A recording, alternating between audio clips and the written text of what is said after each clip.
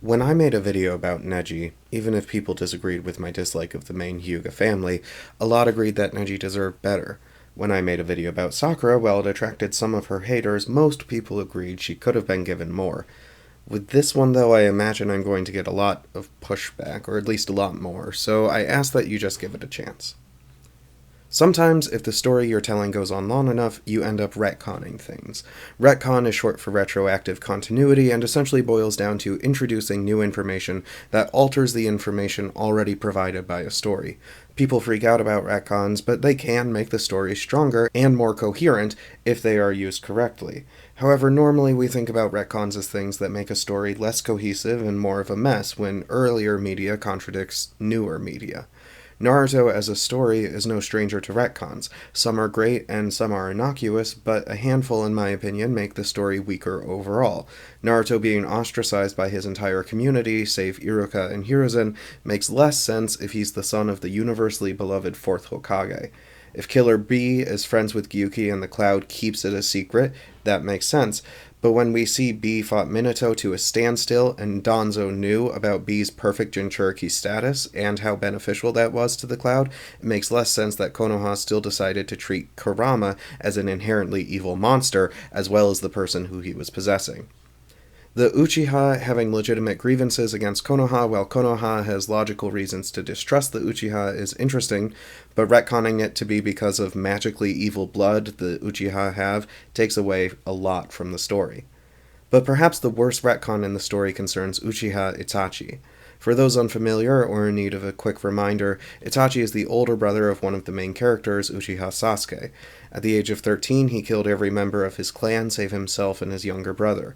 Following this, he joined the Akatsuki, an international terrorist organization aiming to usher in a new world order through mass murder and kidnapping. Eventually, he showed up to kidnap Naruto, at which point he tortured his brother some more to encourage him to build up more hatred, choked him, forces him to relive his parents' deaths over and over again, and leaves him in a coma. Sasuke does take him up on this offer to become more hateful and ultimately seeks out Itachi and kills him.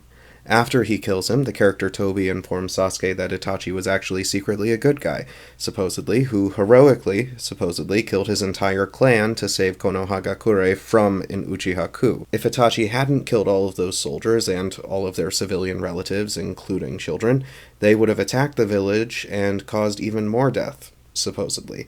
And then it's revealed that he did so on the orders of Shimura Danzo, a megalomaniacal political advisor in direct defiance to the wishes of the Hokage. And then, even later, it's revealed that Tobi was the one who killed all of the non-combatants. It's unclear how much of this hidden motive was planned from the beginning of the story. Certainly elements like Tobi and Danzo seem unlikely to have been intended given their lack of setup in Part 1, but Kishimoto admits to going through multiple ideas for Itachi before settling on what we got, most of which contained some element of Konoha being culpable in the massacre of the Uchiha. However, regardless of when it was decided, this is undeniably a retcon, as what information we had is retroactively changed by new information. Now, why do I consider this retcon so egregious more so than the others? It doesn't have anything to do with making Konoha complicit in the act, even though that's done in a way that doesn't really make sense from a logical standpoint. It's interesting to see the supposedly good guys be permissive in the face of such open evil. Rather, it's how the narrative and the fandom specifically frame this act as either a morally and ethically correct decision, a necessary evil, or a step towards progress. And not just for the characters, but it wants the audience to feel that way as well.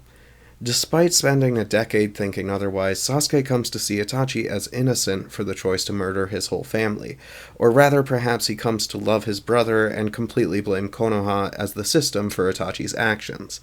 This change in perspective makes him want to change Konoha through force, including through the murder of all current Kage, the tailed beasts, and Naruto. Naruto is eventually able to beat this out of him and make him instead work as an agent of Konoha underneath Kakashi and later Naruto. Through this, he comes to a sort of terms with the whole event, having love for his brother and dedicating his life to the village that covered up the truth behind his clan's genocide. While he never says he thinks it was good that his brother killed everyone in his clan, he does sort of excuse all responsibility Itachi should have for his actions, and instead he blames the Kage, 3 of whom weren't even in power at the time, and the tailed beasts, who were enslaved entities used and abused by the Kage throughout history. However, Sasuke's decision to blame individuals who had nothing to do with the massacre and take out his anger on them is honestly framed as unjust by the narrative. So his teenager reaction, though it can admittedly be annoying to watch at moments, is not dissonant with the themes of Naruto. Konoha committed an unforgivable act against the Uchiha through Itachi, so in a cycle of vengeance, Sasuke turns to punish innocent individuals like Killer Bee, the Tailed Beasts, and his childhood friends. That's not the element of the narrative that I find incoherent. Rather, my problem is with how much time the framing spends excusing and justifying Itachi's actions. After the revelation of him working under orders, every flashback, of which there are many in both the manga and the anime, includes an element that shows how heroic he is for taking on the responsibility of this task, how much he truly loves his brother deeply, how backed into a corner he is, and that there are no other options. These segments ignore the fact that Itachi had multiple opportunities to improve connections between Konoha and the Uchiha, but at every turn he chose to let things escalate passively. And while if he's 13 years old and you want to play up the fact that he's being groomed by Danzo to this end, that could potentially work, the narrative never portrays him as childlike enough for this to be believable. Characters talk about how smart and cunning he is, how he thinks like a Hokage. He never struggles with his conviction. He never questions if what he's doing is right. He never asks for help. Yes, he's 13, but he's both in power and in demeanor behaving like an adult. But even as a 13-year-old that's been groomed, he still chooses to commit mass murder of innocent civilians. He shows very little remorse for his actions outside of how it hurt Sasuke, and the very moment before he kills his parents, because according to this narrative, this is what needed to happen. Never mind the fact that Hiruzen wanted to come to a peace treaty and Itachi worked super quick to make sure that would never happen. Never mind the fact that there are multiple alternate universes in this continuity, some by Kishimoto, others filler, where the massacre does not occur and it does not end in the destruction of Konoha. Never mind that Itachi shows on multiple occasions that he is far more powerful than Danzo, and that Danzo fears to move against him, except for in this one singular moment, apparently. No, according to the story, Itachi did what must be done, and while Sasuke rightfully blames Konoha for this, neither he nor the framing of the narrative ever consider that Itachi had other options that he just didn't choose. But even if we say he was a groomed child soldier and deserves empathy, what happens after his massacre is incongruent with what the framing tells us Itachi is. Supposedly, Itachi is working as a spy for the Konoha, trying to take down the Akatsuki from within. Except throughout his time in the Akatsuki, we see him murder multiple people, mind control innocent civilians to put them in dangerous situations, abduct and enslave tailed beasts, and never feed any information back to Konoha. If he's a spy, he's the worst spy ever.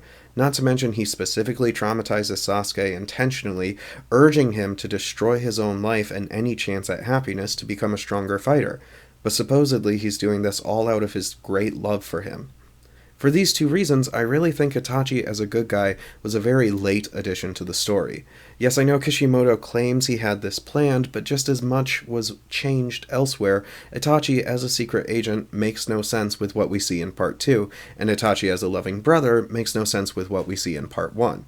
I find this to be inconsistent characterization and nonsensical storytelling, but I also find it quite distasteful. To portray the genocidaire as having emotional complexity and multiple factors contributing to his evil is one thing, but to show him as having a heart of gold and suggesting he's the true hero of the story, willing to do the right thing, and that right thing is to kill an entire ethnic group, is something else entirely.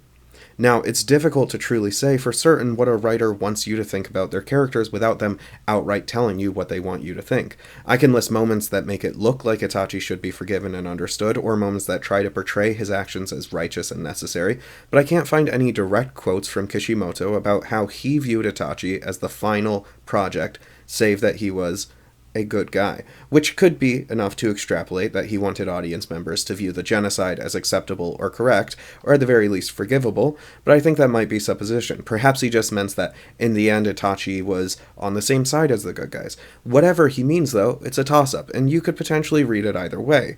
However, what isn't supposition is the fan response to Itachi. Around the world, Itachi is the second most popular character, and the most popular character in Asia outside of Japan.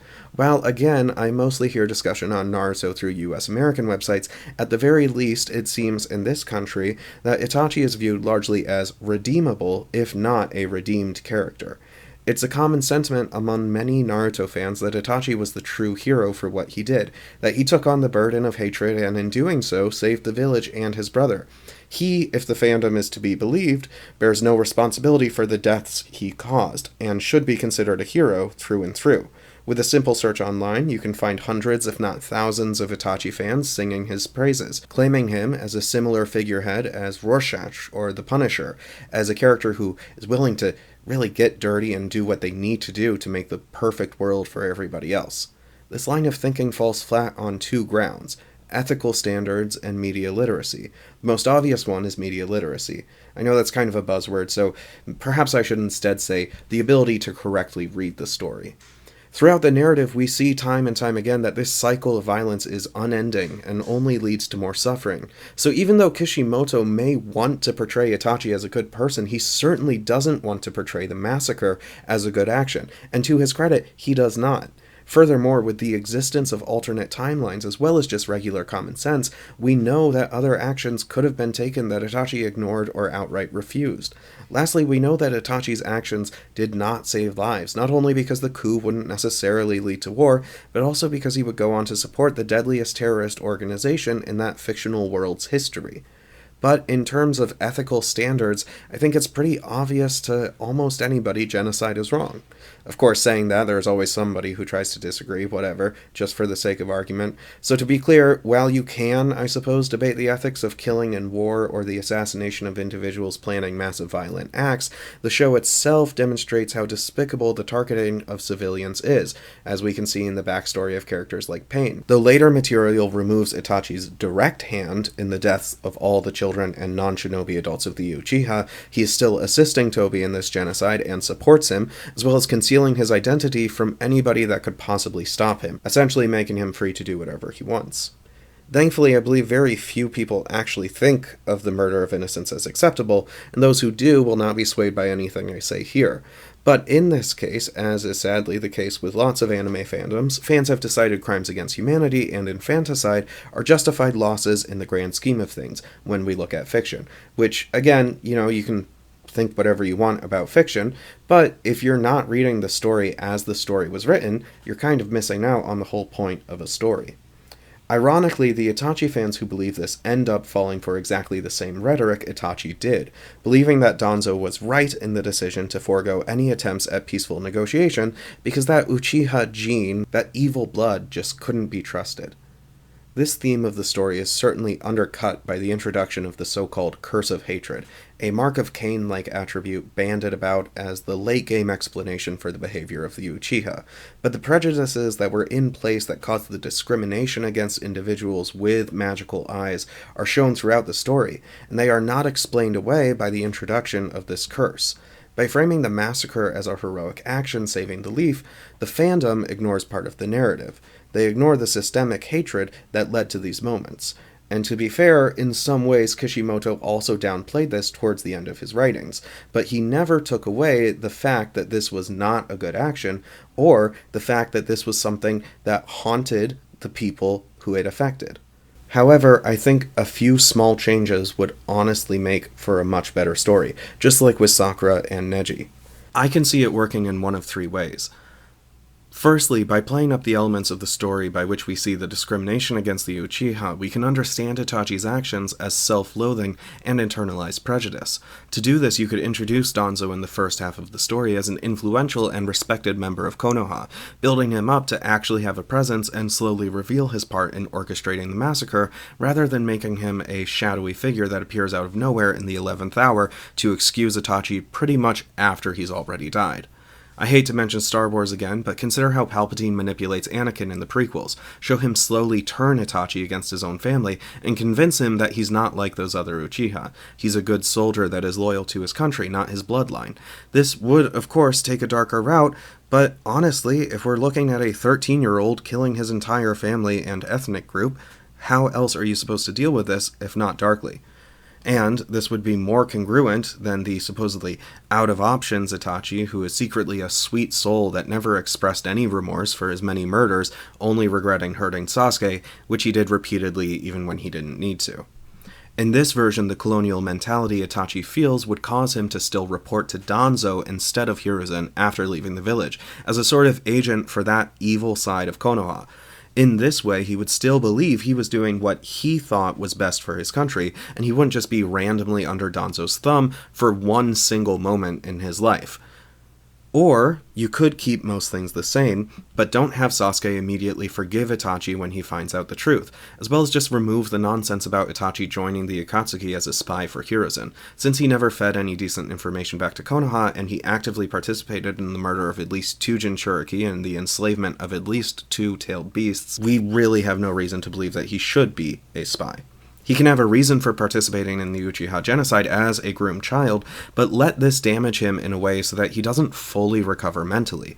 Rather than being constantly in control of every situation, he can show that this action he felt he had to take has made him insecure, paranoid about betrayal, and wildly defensive. You can keep these insecurities behind the screen, make it seem like he's in control for a lot of the story, but start to slowly reveal that no, he has been hurt a lot. This way we can have empathy for him and still blame Konoha without excusing or understanding why he committed genocide as correct or right.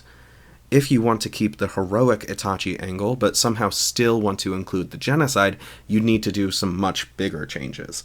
Play up how young he is. He's not really drawn as a 13-year-old, and he's certainly not written as one. And honestly, I think Kishimoto could really do with not writing Itachi as the smartest character of any situation that he's in, who never shows weakness or uncertainty, and as a result, it feels like Danzo basically just has to ask him nicely, or not even really that nicely, to kill his entire ethnic group, and he's like, okay, anyways, whatever.